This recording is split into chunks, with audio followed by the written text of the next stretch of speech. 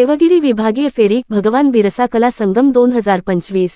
कात्री गावातील ज्येष्ठ कलाकारांची राज्यस्तरीय स्पर्धेसाठी निवड, नंदुरबारचा अभिमान। सविस्तर वृत्त असे की क्रांतिसूर्य भगवान बिरसा मुंडा यांच्या 150वी जयंतीनिमित्त आयोजित भगवान बिरसा कला संगम 2025 या राज्यस्तरीय कला स्पर्धेची देवगिरी विभागीय फेरी नंदुरबार येथे उत्साहात पार पडली। स्पर्धेची सुरुवात हिरवा देव, धरतरी माता व भगवान बिरसा मुंडा यांच्या पूजनाने झाली।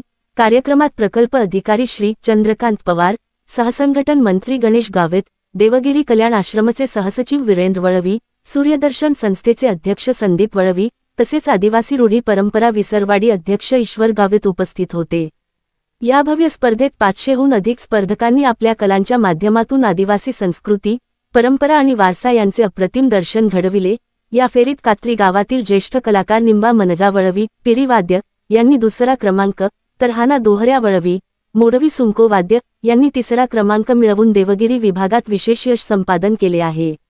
या दोन्ही कलाकारांची राज्यस्तरीय स्पर्धेसाठी निवड झाली असून संपूर्ण नंदुरबार जिल्ह्यात आनंदाचे वातावरण आहे। हा कार्यक्रम सूर्यदर्शन कै, मोहनदादा वळवी बहुउद्देशीय संस्था, कात्री यांच्या आयोजनाखाली पार पडला। संस्थेचे अध्यक्ष श्री संदीप दादा वळवी यांनी राज्यस्तरीय स्पर्धेसाठी निवड झालेल्या दोन्ही कलाकारांचे मनःपूर्वक अभिनंदन करून पुढील यशासाठी शुभेच्छा दिल्या। राज्यस्तरीय स्पर्धा 15 नोव्हेंबर 2025 रोजी नागपूर येथे भगवान बिरसा मुंडा जयंती व जनजाती गौरव दिनानिमित्त होणार असून कात्री गावातील कलाकारांचा समूह नोव्हेंबर 13 रोजी नागपूरकडे रवाना होणार आहे। कलासंगमाचा उद्देश परंपरा, ओळख आणि अभिमान जपणं।